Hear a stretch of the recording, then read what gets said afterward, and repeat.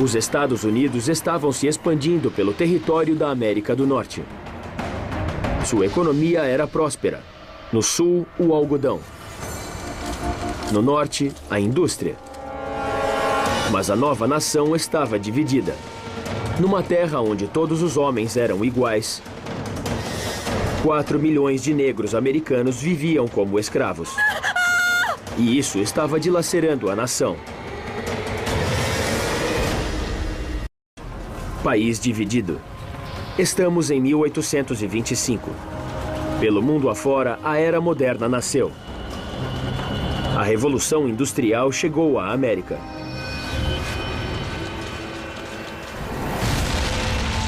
No estado de Nova York, um canal estava sendo cortado pela terra selvagem.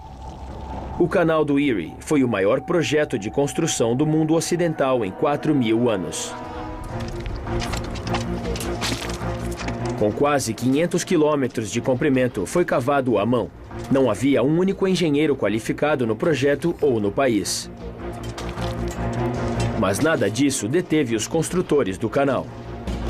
Eu acho que o espírito da América é imaginação combinada com tenacidade.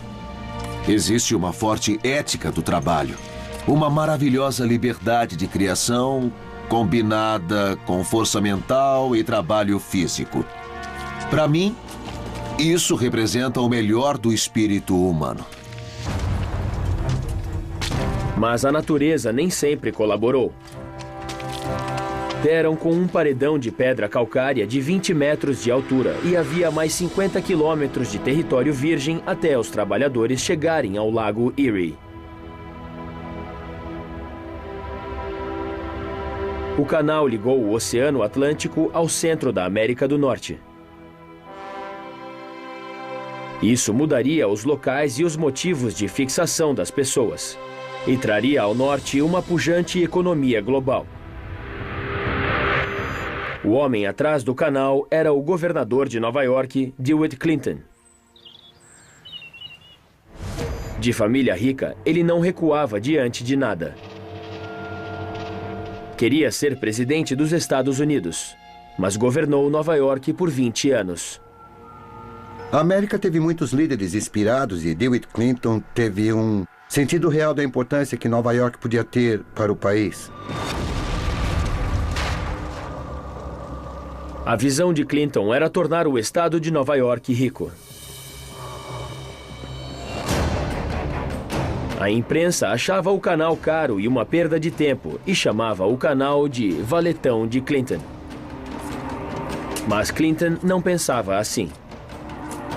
É o trabalho mais estupendo, mais magnífico e mais benéfico que até aqui foi executado pela raça humana. Ser empreendedor é fazer coisas que você não sabe bem no que vão dar, nem como vai fazer, mas você tem um instinto, sabe o que tem de fazer. Esse pessoal teve a visão e agiu. 50 mil homens cavaram 8,5 milhões de metros cúbicos de rocha.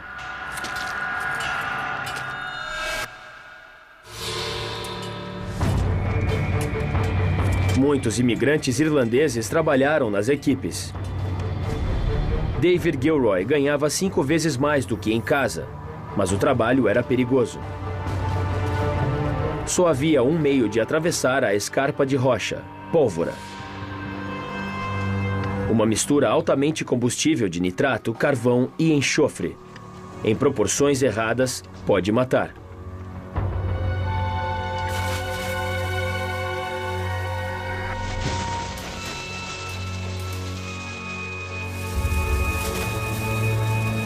Só um trabalho era mais perigoso do que acender um pavio: voltar para reacendê-lo.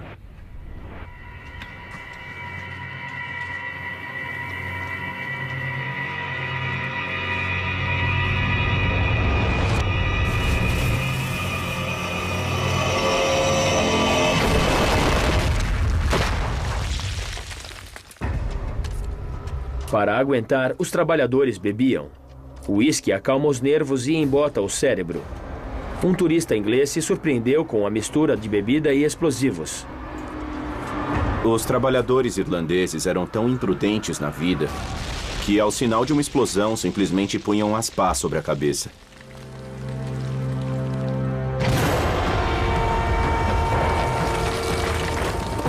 Quando você é criado na América, cresce com histórias de muito trabalho. E houve muitos imigrantes que morreram para construir esse país. Está no nosso sangue, está no nosso DNA como americanos. Não queremos que a vida deles tenha sido em vão. E habitualmente trabalhamos muito mais do que a média. Em 8 anos de escavação, houve quase 1000 mortes. O canal custou mais de 100 milhões de dólares de hoje. O canal foi aberto em 1825. 15 milhões de dólares de bens começaram a fluir por ele a cada ano.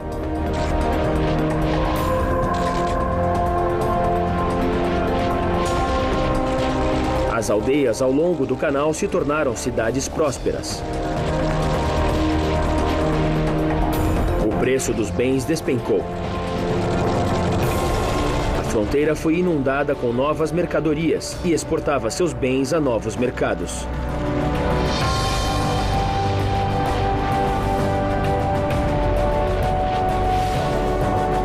A cidade de Nova York cresceu explosivamente. Wall Street se tornou um centro financeiro global. A cidade quadruplicou de tamanho e se tornou o primeiro porto do país. A explosão comercial criou tanta riqueza que, em 1840, inventaram a palavra milionário.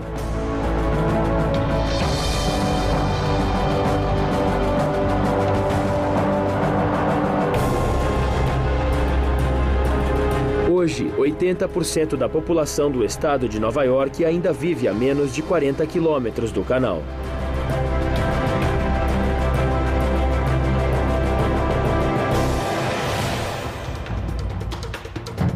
Centenas de quilômetros a sul, uma pequena planta criava outro boom econômico: o algodão. Mas sua expansão plantará as sementes da guerra. O algodão tropical se deu bem nos estados do sul da América. Era fácil cultivar suas valiosas e macias fibras.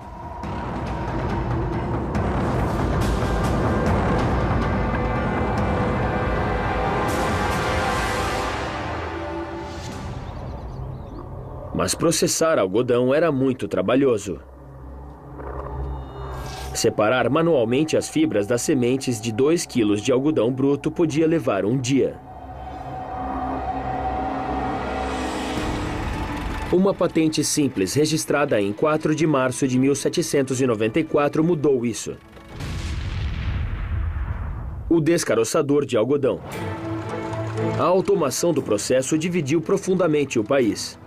O descaroçador transformaria não só a América, mas o mundo. O conceito de produção em massa, utilizando máquinas, explodiu por toda parte. Um trabalhador podia agora processar 50 vezes mais algodão por dia, e a produção se multiplicou no sul.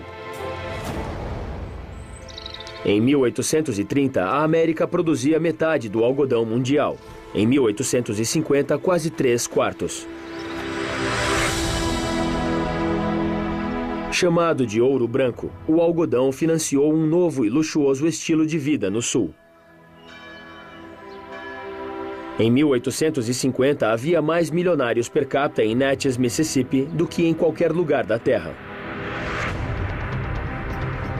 O homem mais rico da cidade tinha 40 mil acres.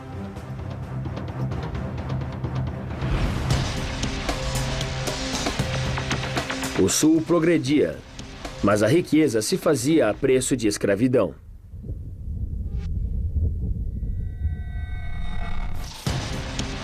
E o norte industrial era cúmplice do sucesso do sul. Ele lucrava com o algodão. E fechava um olho à escravidão. Os chamados pais fundadores, muitos dos quais tinham escravos, assumiram que a escravidão desapareceria. Abolida na Inglaterra havia 20 anos, foi posta na ilegalidade em toda a Europa. Mas a explosão do algodão tornou a escravidão crítica para a economia do Sul. Os escravos ficaram 5 vezes mais valiosos do que antes da invenção do descaroçador.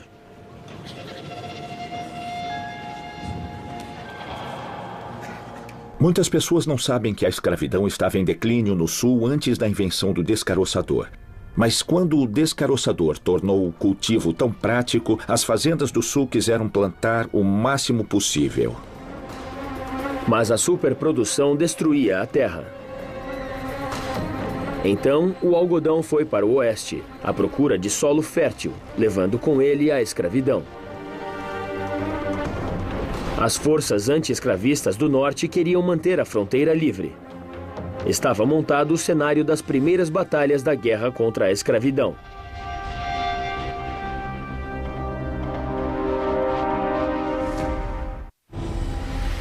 Nos anos 1850, a explosão do algodão transformou a América. Mas era uma bomba relógio. O sul rural plantava o algodão e o norte industrial o transformava em tecido. E os dois lucravam. A explosão foi alimentada por uma nova máquina, o tear de tecido automático. O algodão bruto entrava e tecido pronto saía, tudo no mesmo local. Foi o nascimento da fábrica moderna. Lowell, Massachusetts, foi chamada a cidade das bobinas, uma cidade têxtil. Sua população explodiu de 200 pessoas em 1820 para 20 mil em apenas 15 anos. Mais de 1/3 da cidade trabalhava nas tecelagens e 85% da população eram de mulheres solteiras entre 15 e 25 anos. Harriet Robinson tinha 10 anos quando o pai morreu e foi trabalhar na tecelagem. De repente, me vi indo para lá e para cá em meio às máquinas de fios e carregando uma caixa de bobinas maior do que eu mesma. Era um novo modo de jovens ganharem dinheiro. O salário de Harriet ajudava a sustentar a família. Era a industrialização mudando a vida. As meninas fazem bom uso do dinheiro. Hipotecas são levantadas de propriedades, as casas são pintadas. As meninas ajudam a manter mães viúvas ou bêbados ou pais inválidos. Recebíamos $2 por semana e eu ficava orgulhosa quando era minha vez de recolher a caixa de bobinas. Quando as mulheres entraram para a força de trabalho nas tecelagens e fábricas de fios, eu acho que isso deu às mulheres uma oportunidade de serem levadas a sério quanto a ganhar a vida. E isso mudou muito o perfil da América. As tecelagens também revolucionaram o modo de vestir. Antes, a maioria das famílias fazia as próprias roupas. Agora compram roupas prontas e mais baratas. A moda ocidental substituiu o couro. Em 1850, a indústria de roupa masculina era a maior atividade fábril da cidade de Nova York. O que mais me dá orgulho de ser americano é o espírito de produtividade, o otimismo, a ideia de que o mundo não é um lugar ruim, que podemos usar a tecnologia para melhorar a vida. A moda não foi a única inovação saída das tecelagens. A tecnologia usada ali levará diretamente ao Vale do Silício. Os teares foram pioneiros no uso de cartões perfurados para produzir tecidos estampados. Cada furo do cartão mandava o tear usar um fio de cor diferente, uma decisão sim ou não. Era o código binário, base dos modernos computadores. O nascimento do computador começou nas tecelagens. Eu acho que em todo desenvolvimento importante na história da América, a tecnologia teve um papel fundamental. Apesar dos turnos de 12 horas, as fábricas ofereceram um novo mundo de oportunidades às mulheres. Passaram a ler mais, a falar mais e se educar. Ler livros no horário de trabalho era contra as regras, mas tínhamos livros nos aventais e nas cestas. E às vezes colávamos poemas no tear para decorar. E juntas começaram a se fazer ouvir. Em outubro de 1836, as mulheres das tecelagens de Lowell reuniram-se para se organizar. Seu protesto contra a redução de salários foi uma das primeiras greves da história americana. E elas ganharam. O patrão da tecelagem recuou. As jovens mulheres dessa geração se tornaram professoras, escritoras e graduadas de faculdade. Harriet Robinson se tornará uma líder sufragista e fará petições no Congresso pelo direito de voto das mulheres. Suas reuniões secretas eram iluminadas por lâmpadas alimentadas por uma criatura extraordinária.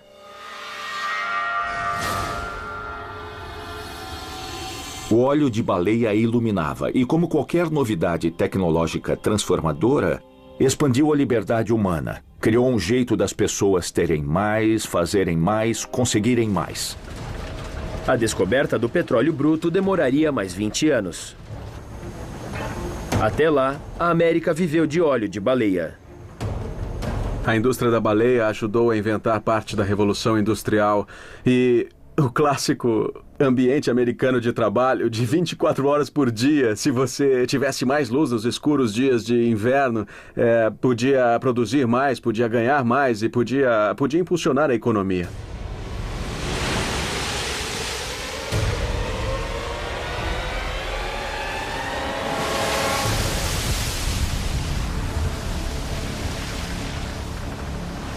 A indústria da baleia foi outra explosão econômica.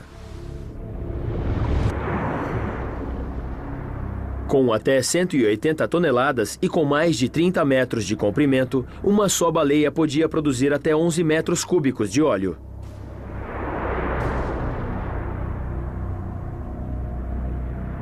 O óleo de baleia é usado até hoje pela NASA. O telescópio espacial Hubble funciona com ele.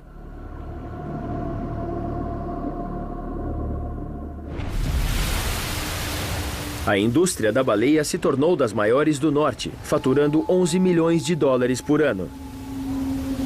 Mas o custo humano era alto. Metade dos barcos baleeiros era perdido no mar. Poucos homens se arriscavam.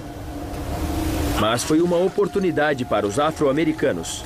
20 mil escravos libertados e foragidos foram para os mares. Força! Força! John Thompson era escravo fugitivo. Tenho família em Filadélfia, mas com medo de ficar lá mais tempo, saí para pescar baleias, onde eu tinha menos chance de ser preso por caçadores de escravos. Força! A igualdade de oportunidades na caça à baleia era única. Força! Aqui, um homem de cor é conhecido e reconhecido como homem e promovido conforme suas capacidades e habilidades em fazer as mesmas tarefas do homem branco.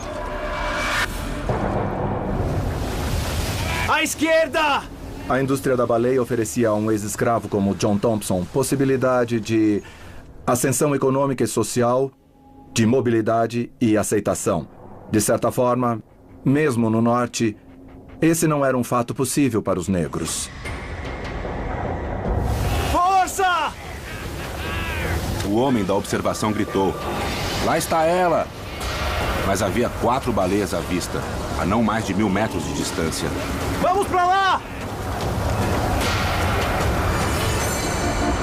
Os baleeiros usavam arpões de último tipo, inventados pelo ex-escravo Lewis Temple. A caça podia levar horas. A baleia só pode ser morta se atingida embaixo da nadadeira, que é um trabalho de habilidade e prática. Um monstro, terrível em sua fúria, capaz de reduzir o barco a pedaços com um só golpe de cauda. Mas até os perigos do mar eram preferíveis ao horror da vida de escravo. E uma terrível punição esperava qualquer escravo que se arriscasse a fugir.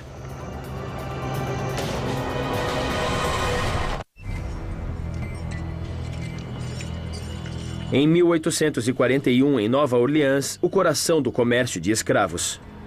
Quanto? Era dia de leilão. Na primeira metade do século XIX, mais de 500 mil escravos foram vendidos em leilão. Era um mercado de 2 bilhões de dólares para a economia do Sul. Desde a explosão do algodão, o valor dos escravos explodira. Os homens custavam mais de $1.000, as mulheres 800 e crianças 500 dólares. Solomon Northup, um educado homem livre do norte, foi raptado e escravizado. Você de chapéu, venha cá. Ele nos fazia levantar a cabeça, andar rápido para frente e para trás, enquanto clientes sentiam nossas mãos, braços e corpo. E nos mandavam abrir a boca e mostrar os dentes, exatamente como um jockey examina um cavalo que está para permutar ou para comprar. Cicatrizes nas costas do escravo eram vistas como evidência de incontrolável espírito de rebeldia e insubordinação. Tire a camisa. 90% dos afro-americanos eram escravos. 4 milhões de homens, mulheres e crianças. Criamos este país com todos tendo direito inalienável à liberdade e à igualdade, mas criamos um sistema de vergonhosa perseguição. Os escravos eram cevados para o leilão. Homens de pele escura iam para os campos, mulheres de pele clara para as casas.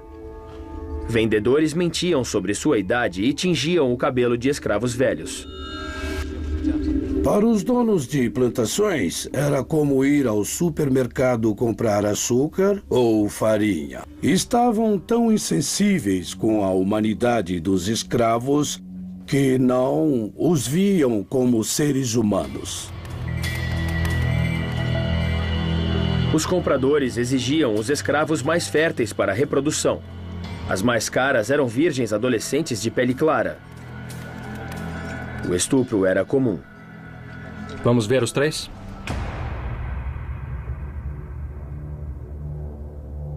Eliza ia ser vendida com os 2 filhos, Emily e Randall. Na Louisiana, era ilegal separar crianças de menos de 11 anos dos pais. Aquele. Vem cá, menino. Mas acontecia o tempo todo. Deixa eu ver os dentes. 140 anos é muito pouco no contexto da história. Então, para mim, é difícil crer que os negros não tinham direitos, que não eram tratados como humanos, eram tratados como animais. Por favor, não. Vá até ali. Rápido. Não. Minha vida. Minha vida. Não. Mais de metade das vendas em leilão separavam uma família. Você já teve 8 anos. Pensar em ser separado de sua mãe e de seu pai e ser vendido e nunca mais vê-los é um horror, é uma coisa terrível. Mas isso aconteceu em todo o Sul até o fim da escravidão. Minha oferta final. 700 por aquele homem. Certo. 900 por aquele. A mulher ali, $700. Por favor, meu filho, não! Vamos. Não! Vamos! Não! Já vi mães beijarem pela última vez o rosto de seus filhos mortos. Mas nunca vi mostra de maior desespero do que quando Eliza foi separada dos filhos. Vamos embora, vamos!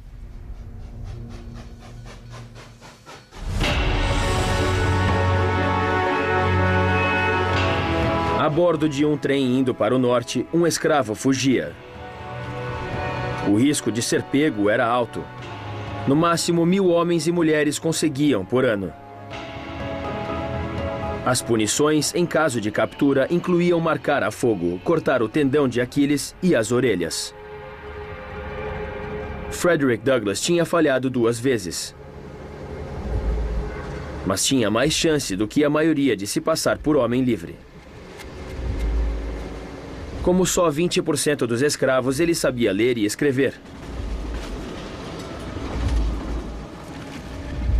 Mesmo no século XXI, estamos só a 3 ou 4 gerações de pessoas que nunca recebiam nenhum pagamento por seu trabalho. Era contra a lei negro ler e escrever, era contra a lei ele se casar, era contra a lei dar seu próprio nome aos próprios filhos. Senhoras e senhores, por favor. Vai para longe.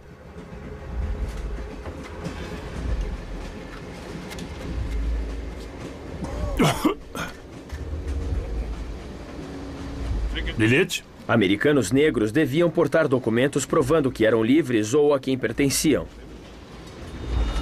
Frederick Douglass levava papéis emprestados de um amigo.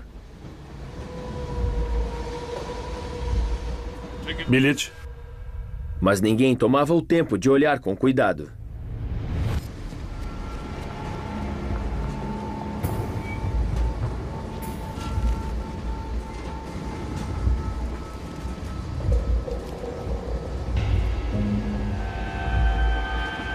Todo o meu futuro dependia da decisão do cobrador.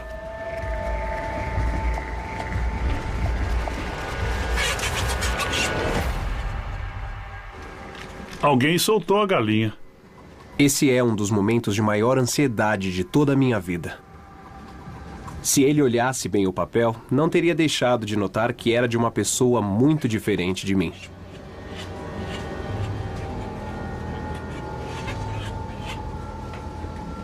Frederick Douglass conseguiu chegar em Nova York em liberdade.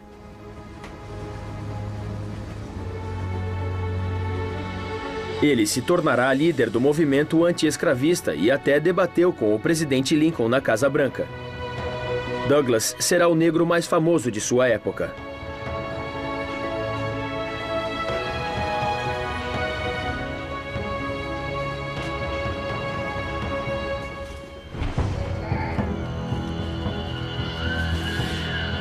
Muitos escravos foragidos usavam uma rede de caminhos secretos chamados estradas de ferro subterrânea. Harriet Tubman era sua operadora mais conhecida. Escrava foragida, ela arriscava a vida voltando ao sul inúmeras vezes para levar os outros à liberdade. Tubman faria qualquer coisa para evitar capturas, até silenciar bebês com ópio. Harriet Tubman foi o Moisés de nosso povo. Era uma mulher procurada e extremamente odiada pelos brancos do sul. Então, imagine ter saído da escravidão, ter escapado e ficar voltando. Ter essa coragem e ainda cuidar de outras pessoas, mesmo voltando ao inferno. O sul pôs uma recompensa por sua cabeça, mas nada a detinha. Nem uma recompensa de $40 mil. Vamos todos!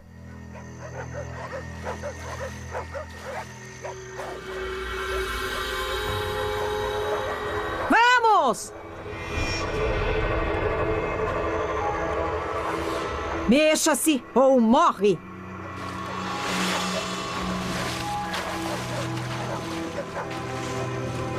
Tubman foi uma das primeiras ativistas americanas pelos direitos civis. Frederick Douglass e Tubman ameaçavam tudo em que o Sul acreditava. Dezenas de milhares de escravos tinham de lidar pela primeira vez com o fato de que essas pessoas iam se rebelar. Ela foi muito mais eficiente como símbolo que eles receavam do que pelas centenas que salvou. Quase 60 mil escravos escaparam, uma perda de mais de $50 milhões para seus donos.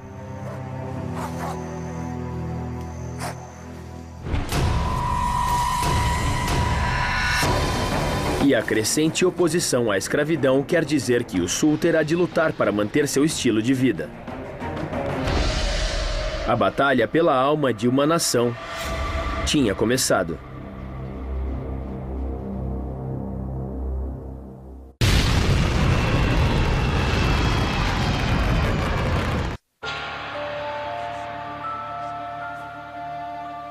Em meados do século XIX, a América entrou no mundo moderno. Em 20 anos, virão os jeans leves, a goma de mascar e o cachorro-quente. Mas a nação estava ideologicamente dividida entre Norte e Sul. A escravidão se tornou não só um problema político ou econômico, mas um problema moral também. E esse problema dividiu o norte do sul nos anos de 1850. Em setembro de 1850, uma nova lei anti-escravos fugitivos trouxe a brutalidade da escravidão do sul para o norte. Nenhum afro-americano estava a salvo nos Estados Unidos. Senhores, isso é um erro. Esse é o meu negócio. Eu sou alfaiate, esta é a minha cliente.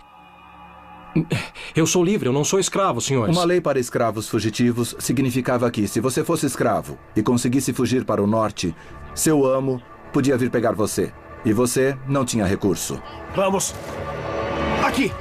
Aqui! E não era só isso. Se fosse um negro livre, você podia ser vendido de novo. Você vem comigo! A procura por escravos fugitivos virou uma caça às bruxas.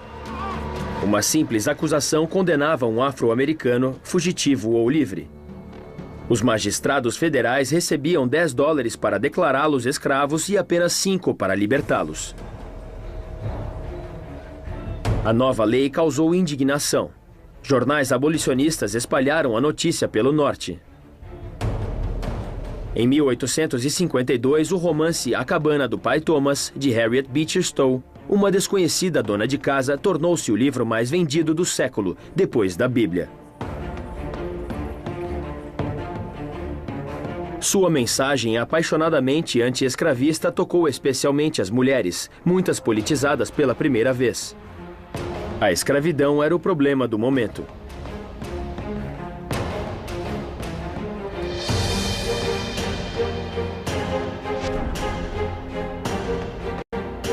O norte começou a ver as intenções. Não queriam manter a escravidão só no sul, queriam levá-la para o oeste e fazer dos Estados Unidos um país escravagista. Enquanto novos colonos assumiam os territórios da fronteira, cada um se tornou um campo de batalha.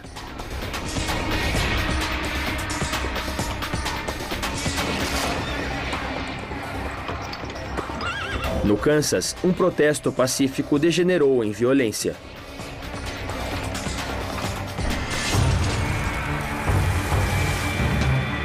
Cidades foram aterrorizadas, lojas roubadas, propriedades incendiadas.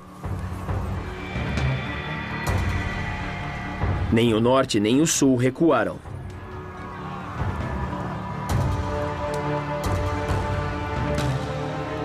Um homem não se detinha por nada para abolir a escravatura. John Brown se tornou um herói popular do norte e um terrorista para o sul. Ele se dizia um instrumento eleito por Deus, e nada o detinha na defesa de sua causa.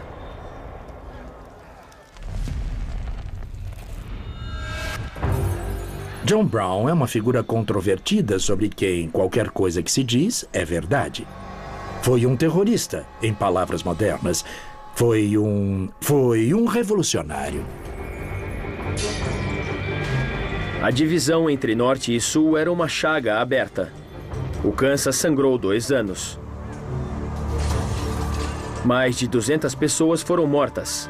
A América estava a caminho da guerra.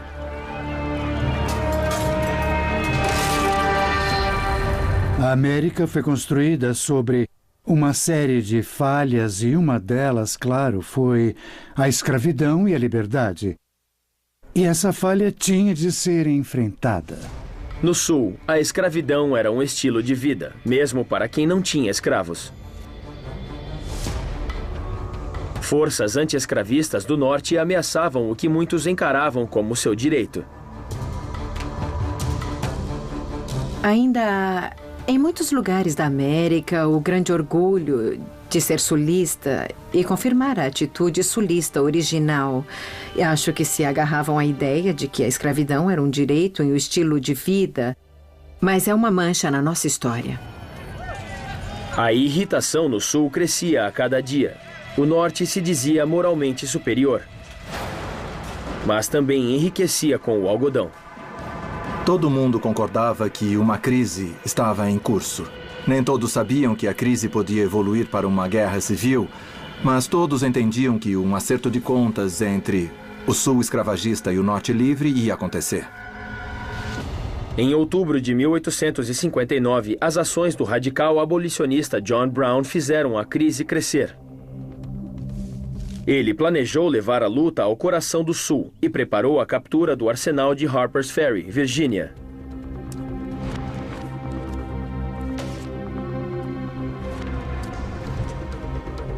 Era o maior arsenal de armas do sul. 20.000 rifles, mosquetes e pistolas. Brown queria armar os escravos e liderar uma rebelião. Lutando a seu lado estavam 5 filhos, todos dispostos a morrer pela causa.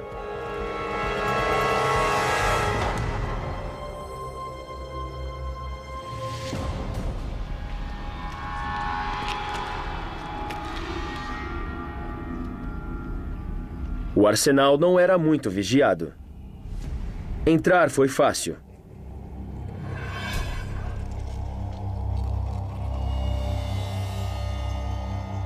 Mas o plano de Brown dependia da adesão de escravos à luta. Ele precisava de um pequeno exército para carregar tantas armas. Sem o reforço de escravos, a missão era suicida. Quando a notícia se espalhou, as pessoas da cidade atacaram o arsenal. Nenhum escravo sequer seguiu Brown e seus homens. Apanhado, foi forçado a fugir. Quero libertar todos os negros do estado. Tenho a posse de armas americanas. E se os cidadãos interferirem comigo, a cidade será queimada e sangue derramado.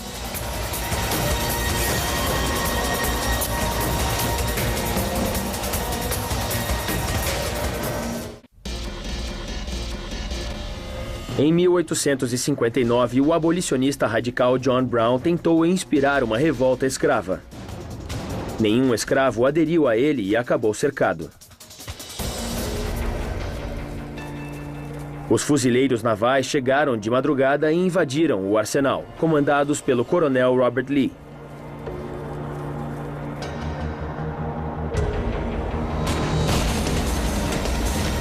Brown e seus homens decidiram lutar.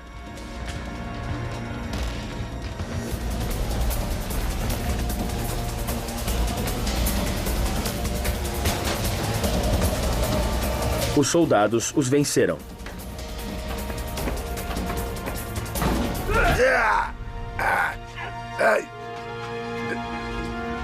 Mas isso foi só o começo da luta contra a escravidão.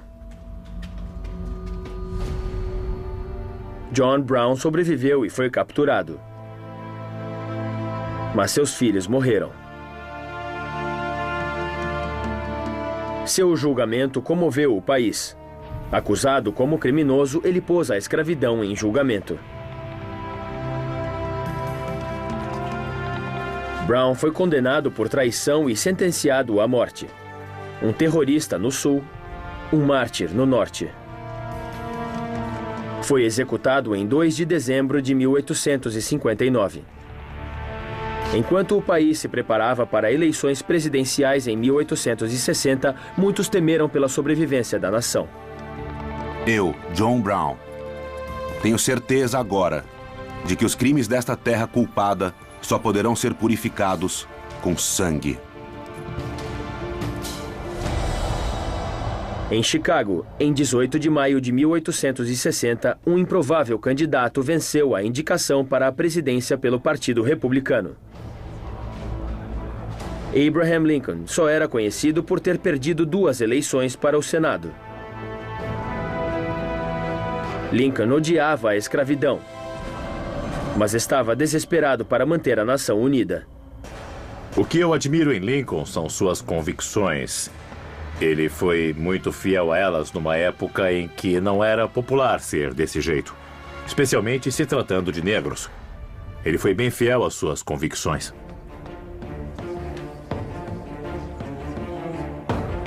O país foi às urnas em 6 de novembro de 1860, com muita coisa em jogo. Lincoln foi eleito presidente de uma nação à beira da guerra civil.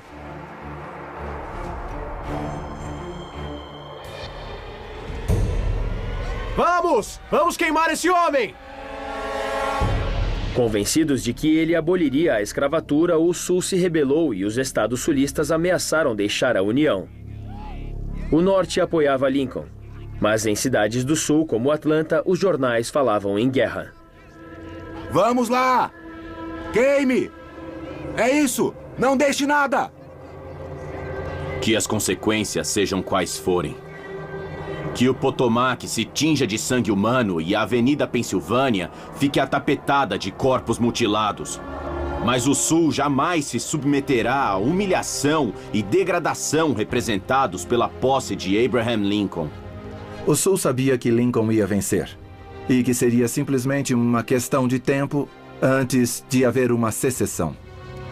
O Sul não queria ser parte da União com Lincoln na Casa Branca, mas enquanto se preparava para assumir, Lincoln estava determinado a evitar a guerra civil.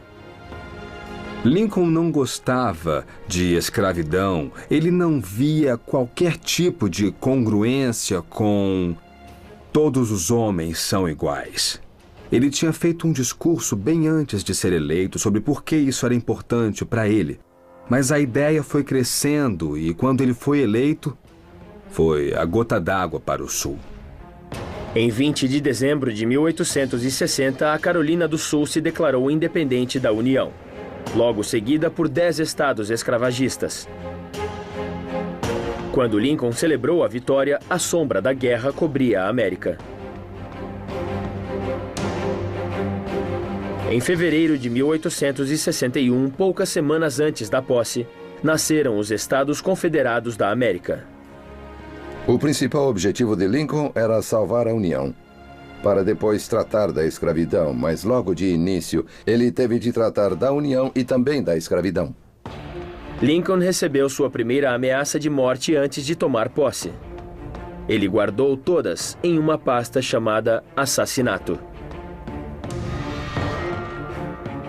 A caminho de Washington, ele usou um disfarce, por segurança. Para evitar a guerra, ele propôs um compromisso. O próprio Lincoln explicou seu argumento. Admitia a escravidão onde existia, mas não a deixaria se expandir. No dia de sua posse, relutantemente, Abraham Lincoln prometeu que os estados com escravos poderiam permanecer com eles. Mas já era tarde demais. Um virtual estado de guerra já existia. O Sul mobilizou um exército de 800 mil homens contra o da União, que tinha 2,5 milhões.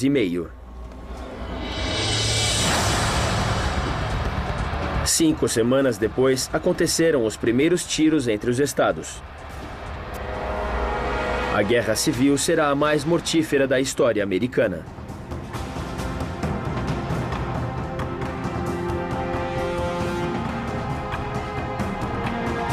Nos 4 anos seguintes, mais vidas serão perdidas do que em todas as outras guerras americanas somadas.